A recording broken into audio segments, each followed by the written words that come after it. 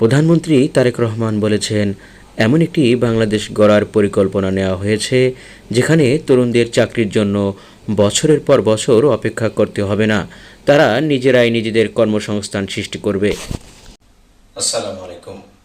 মাননীয় প্রধানমন্ত্রী তারেক রহমান চীন এবং মালয়েশিয়া সফর সফলভাবে সম্পন্ন করে বাংলাদেশে ফিরে এসেছেন। 29 জুন জাতীয় সংসদ অধিবেশনে বক্তব্যকালে তিনি বাংলাদেশের আপামর তরুণদের উদ্দেশ্যে একটি যুগান্তকারী বক্তব্য দিয়েছেন। সেখানে তরুণদেরকে উল্লেখ করে বলেছেন, ভবিষ্যতে তরুণদের বছরের পর বছর চাকরির পিছনে ছুটতে হবে না।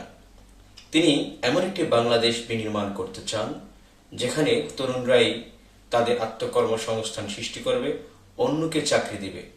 বিনিয়োগ এবং উৎপাদনের একটি সুন্দর সাম্যের বাংলাদেশ করতে চান তিনি। আর এই বাংলাদেশ গড়ার জন্য সকলকে ঐক্যবদ্ধ হতে হবে।